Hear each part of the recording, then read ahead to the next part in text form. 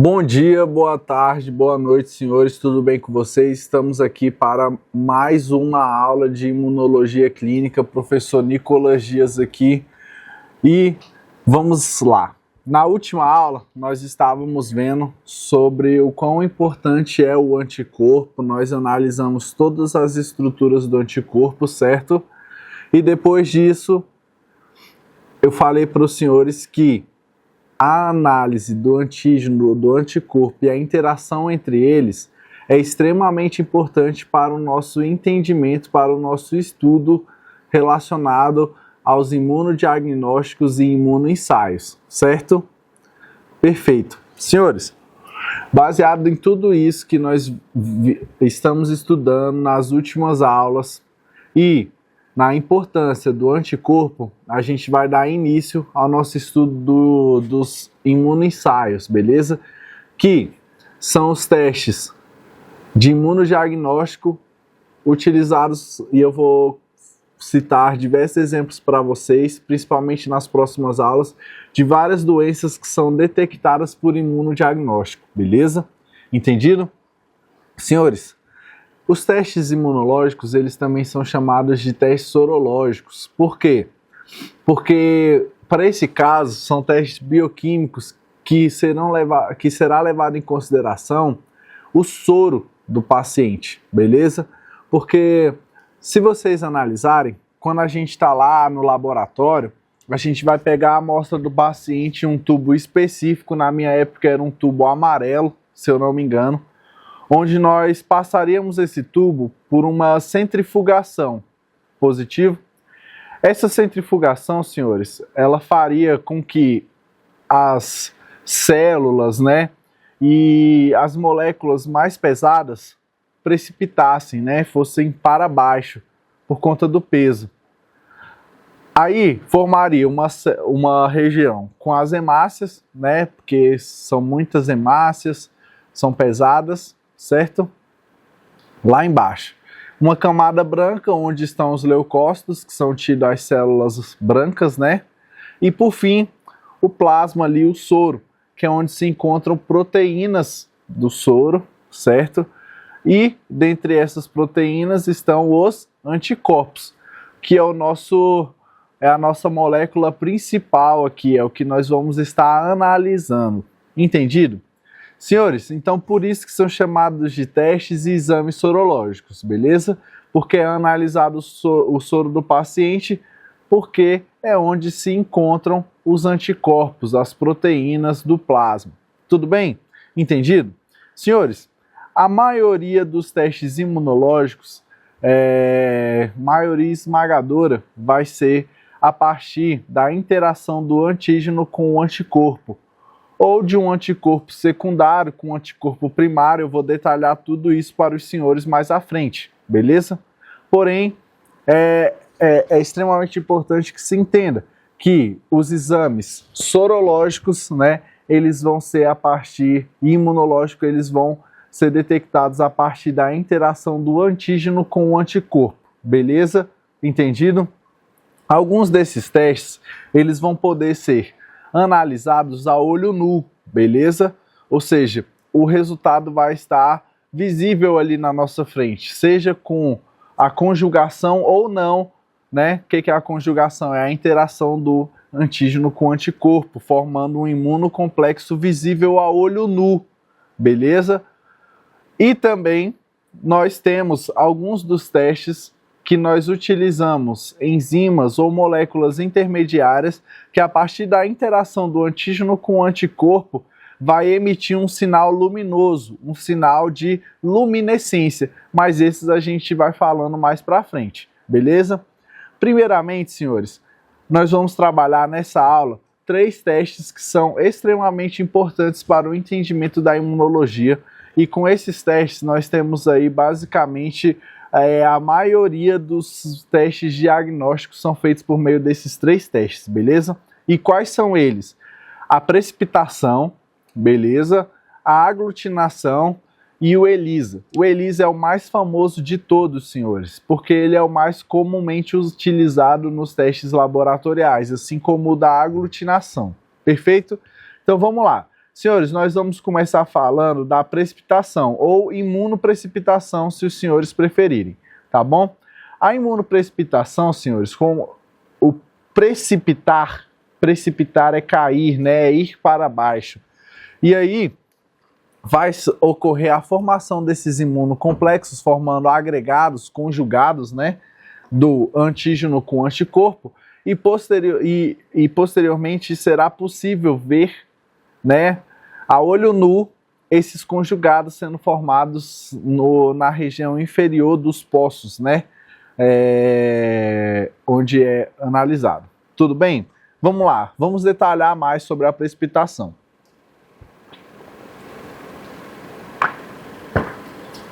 Desculpa, senhores, é porque o tempo está seco aqui em Brasília. Não sei se todos são de Brasília, mas o tempo está seco aqui e a garganta do professor sabe como é que é, né? Enfim, vamos lá. Senhores, aqui na precipitação vai ocorrer uma interação do antígeno com o anticorpo, beleza? Como em todos os outros exames que nós vamos estar falando. E nesse ponto da precipitação é interessante que a gente analise um tópico que eu falei na última aula, sobre a questão da zona de equivalência. Senhores, a zona de equivalência ela é extremamente importante para que seja analisado, tá bom? Por quê? Porque você precisa de uma quantidade proporcional do antígeno e do anticorpo para que haja uma agregação e a gente consiga observar uma linha de precipitação visível. Por quê? Se você coloca muito antígeno, eu separei aqui porque às vezes me confunde, tá bom? Se você coloca muito antígeno, você vai ter o quê? Excesso de antígeno, você vai ter um efeito pós-zona, que não vai ocorrer uma precipitação perceptível, beleza? Justamente por conta da grande presença de antígenos. E caso você coloque em excesso anticorpos, vai ocorrer o efeito pró-zona, o que também vai impedir com que seja feita uma agregação correta. Ah, mas beleza, não é só corrigir? Não, senhores. Sabe por quê? Porque se você não estiver observando corretamente, você não vai conseguir saber que está mais de um ou de outro, independente do que seja. E vai liberar aquele resultado sendo um falso positivo, um falso negativo. Entendido? Senhores, isso pode gerar problema? Claro que pode, né? Você fala que uma pessoa não tem o que deveria estar laudando com o que ela tem. O senhor está atrapalhando o diagnóstico e o tratamento dessa doença. Por isso a importância de fazer o quê? E aqui vai outra situação que é muito comum não só nos testes de imunologia, mas de bioquímica, de hematologia, que é o uso dos controles. Um teste controle para saber a ideal concentração do antígeno e do anticorpo para que coloque e não haja nenhuma interferência. Um teste a qual você vai utilizar como base para a ação. Um controle tanto positivo quanto negativo para você você conseguir mensurar quanto de antígeno e quanto de anticorpo será necessário para que você possa liberar esse resultado com segurança. Perfeito? Então, se atentar de forma que a zona de equivalência é o ponto onde está proporcional às relações de antígeno e anticorpo e vai ocorrer uma agregação interessante, uma agregação dentro do controle de qualidade para que o resultado seja liberado com segurança. Tudo bem? Entendido, senhores? Lembrando que isso foi utilizado, foi explicado na última aula. E tudo isso tem a ver com a avidez, né? Lembra que eu falei para vocês? A avidez vai fazer com que as interações sejam fortes ou fracas, beleza? E também com a afinidade química que essas moléculas têm. Lembrando que o falso negativo liberado por conta desse excesso, seja de antígeno e anticorpo, que você está analisando aqui nessa amostra, é diferente de um falso negativo ou um falso positivo gerado por uma reação cruzada. E eu vou falar isso mais tarde no final dessa aula. Como que surge a reação cruzada, beleza? E como que a gente consegue identificá-la, tá bom? Senhores, aglutinação é o nosso próximo teste sobre a precipitação, tudo certo. E aí, senhores, só para deixar claro, junto da apostila de vocês, dessa unidade 3, nós também vamos estar observando, eu também vou estar encaminhando para os senhores um procedimento operacional padrão, disponibilizando também um procedimento operacional padrão para a detecção aí, para esses testes, seja de precipitação, seja de aglutinação. Aqui nós vamos discutir os princípios e de que forma que é interessante que esses testes sejam aplicados. E nas próximas unidades nós vamos ver algumas doenças em que esses testes são determinantes, são padrão ouro para a descoberta delas. Entendido? Porém, aqui nesse momento nós só vamos discutir os princípios, né? E os pontos iniciais de cada teste para que você possa estar ciente deles. Tudo bem? Senhores, agora a aglutinação, tá bom? A aglutinação, senhores, ela deixa eu só colocar aqui, a aglutinação, ela é um teste que, como todos os outros eu já falei, vai ocorrer a partir da interação do antígeno-anticorpo. E sim, eu sei, vocês já estão cansados de ouvir a interação antígeno-anticorpo, anticorpo, antígeno. Sim, vai ser isso durante o módulo todo. Já vão se acostumando, beleza? Justamente por quê? Porque esse é o tópico mais importante, senhores. A aplicação do anticorpo nesses imunodiagnósticos, imunoensaios, é determinante para a detecção dessas doenças, beleza? Então sim, nós vamos ficar falando disso 1 vez, 10 vezes, 15 vezes e quantas forem necessárias para que seja entendido. Tudo bem? Então, como eu estava falando, o teste de aglutinação, ele também é baseado em quê? Na interação do antígeno-anticorpo. Ele vai avaliar principalmente a detecção de anticorpos na amostra. Você vai submeter com um antígeno, beleza? Vai transportar esse antígeno com algum transportador, um carreador que nós vamos chamar, muito utilizado o látex e hemácias. A hemácia é um transportador biológico, beleza? E aí, nós temos alguns tipos, tá bom? Por exemplo, a aglutinação direta é onde nós vamos fazer a inserção desse antígeno na amostra por meio das hemácias, e esse antígeno vai estar presente na membrana da hemácia. Senhores, o teste de aglutinação direta, ele é muito comum, mas muito comum mesmo, em que? Tipagem sanguínea e fator RH, beleza? É o mais utilizado aí para tipagem sanguínea, tudo bem? O teste de aglutinação indireta, né? Nós vamos só submeter o antígeno ao anticorpo, sem estar diretamente ligado à membrana do eritrócito ali. Entendido? E aí eles vão estar se conectando, se ligando e, como eu já falei no teste da precipitação, todos os resultados são perceptíveis a olho nu. Tudo bem? Senhores, outro, não é método, né? Um método dentro do teste da aglutinação é a floculação, beleza? A floculação você vai ter o quê? Vai ser a detecção de anticorpos a partir da inserção de antígenos, como nós falamos já anteriormente. É porque você pode ter tanto a detecção de anticorpos por submissão do antígeno, como a detecção do antígeno por conexão aos anticorpos. Você inserir os anticorpos na amostra. Entendido? No caso da aglutinação, você vai, e mais especificamente no teste de floculação, que é muito comum para a detecção de sífilis, por um exemplo, você vai ter o quê? Você vai submeter, você vai detectar os anticorpos, beleza? A partir da inserção de antígenos na amostra. Tudo bem? Entendido? Beleza.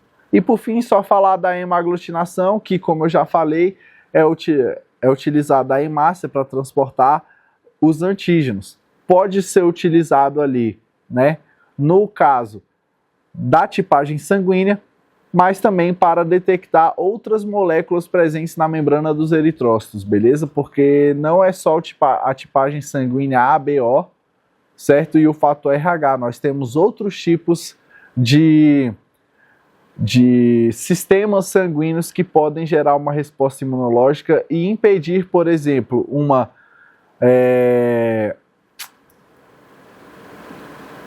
me fugiu a palavra aqui, impedir a transfusão sanguínea, lembrei, e também transplantes de órgãos. Entendido?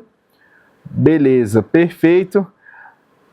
Eu já falei sobre a aglutinação direta, agora nós vamos ver da indireta, que não é muito diferente. A indireta vai utilizar partículas com antígenos que foram passivamente ligados à sua superfície. Ou seja, se na aglutinação direta já os antígenos fazem parte da membrana da hemácia, na indireta eles vão ser ligados passivamente à superfície, eles não fazem parte da membrana, eles só se conectaram lá, certo? E aí você vai jogar um anticorpo para detectar se ele a presença ou não desse antígeno, certo?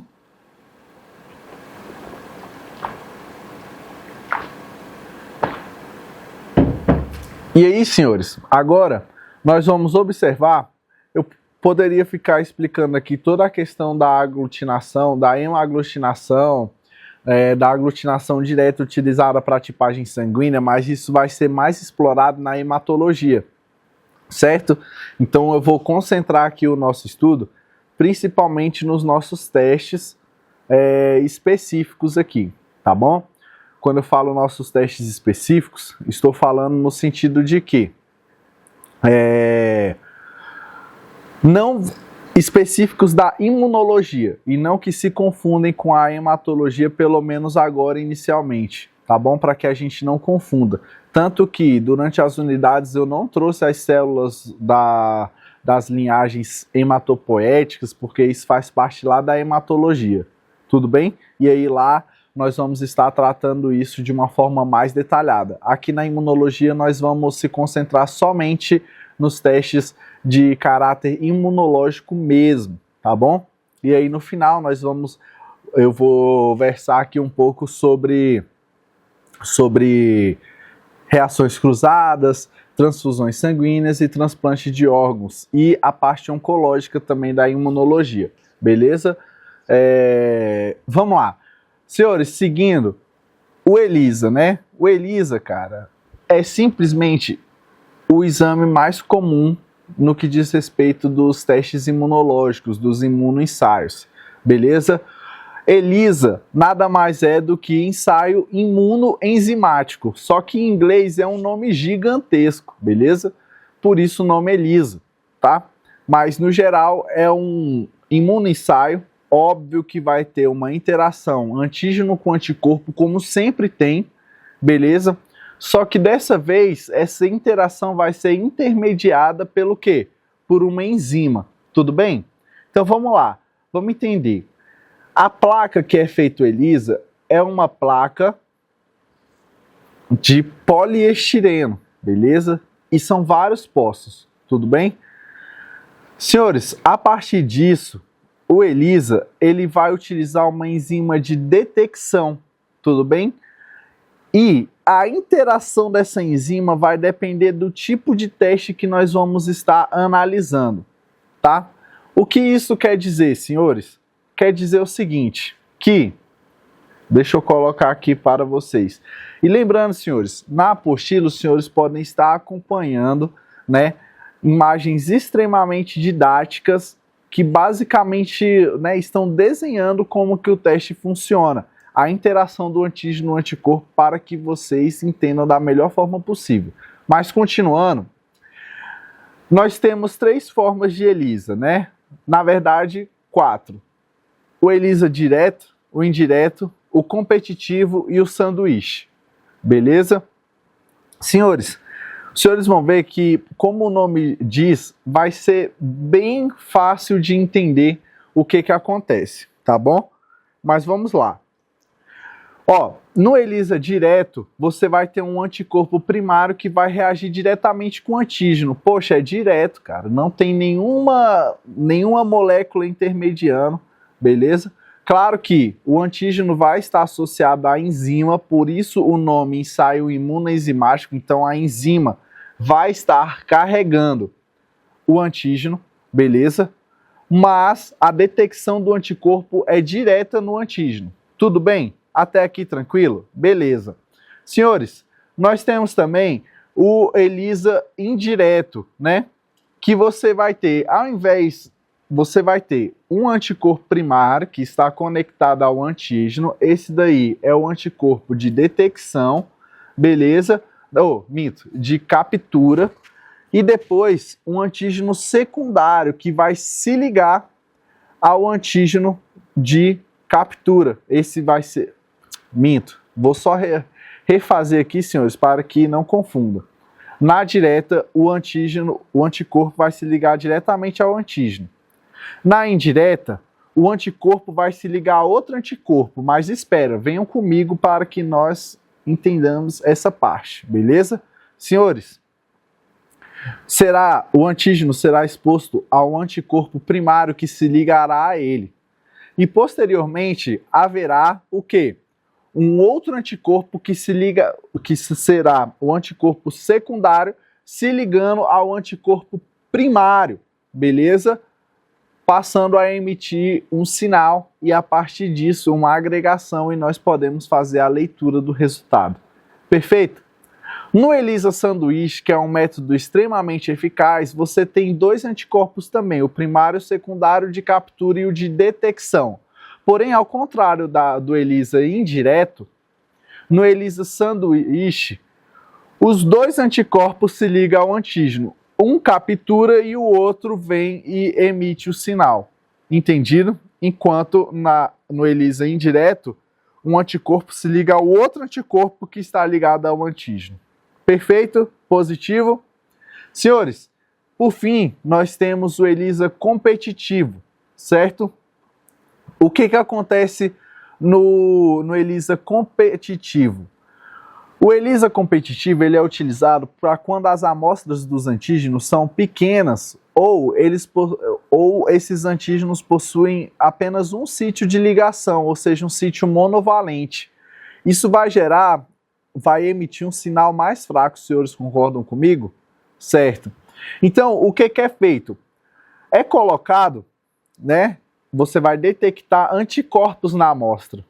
Ou seja, eu pego a amostra do paciente com anticorpos, perfeito, e a partir disso, senhores, eu vou submeter ele a dois antígenos. O antígeno da amostra, certo? E o antígeno marcado. Um antígeno marcado. Então, estou submetendo esse anticorpo a um antígeno da amostra, que é a amostra que nós estamos analisando, e um antígeno marcado, que vem embalado em um produto, um insumo laboratorial para a gente utilizar, certo?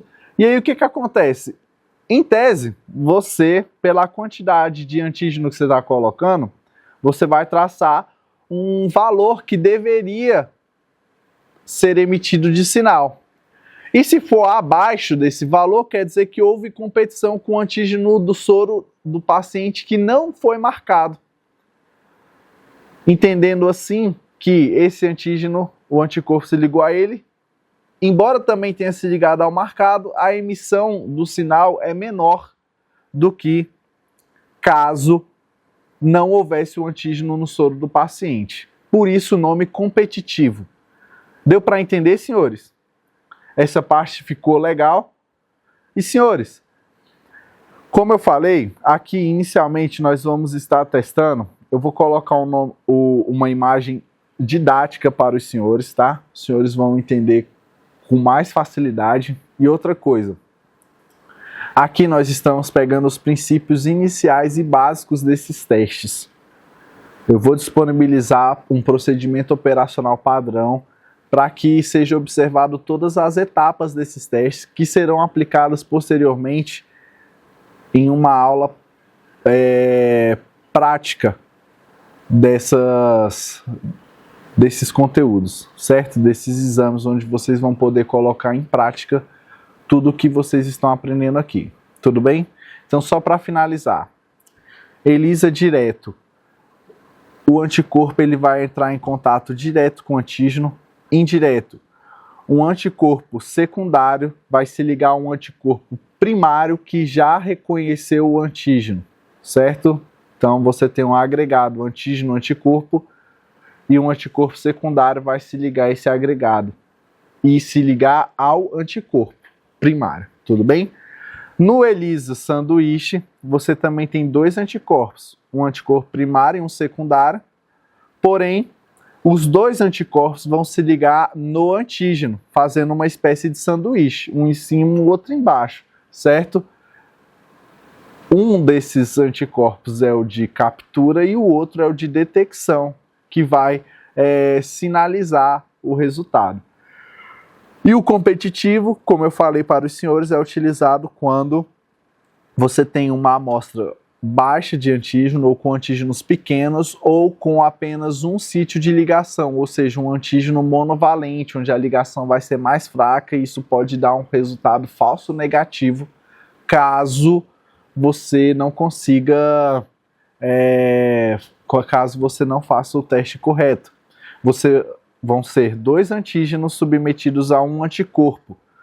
Um antígeno do soro do paciente e um antígeno controle marcado com um sinal luminoso que vai poder ser percebido, certo?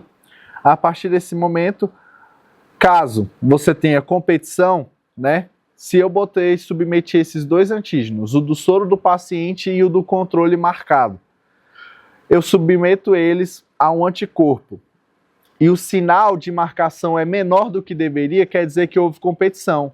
Se é maior, quer dizer que não houve...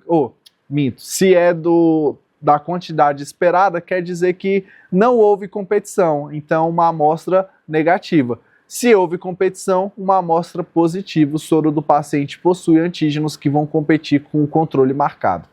Entendido, senhores? Senhores, na próxima aula nós vamos ver um pouco mais sobre imunoensaios, beleza?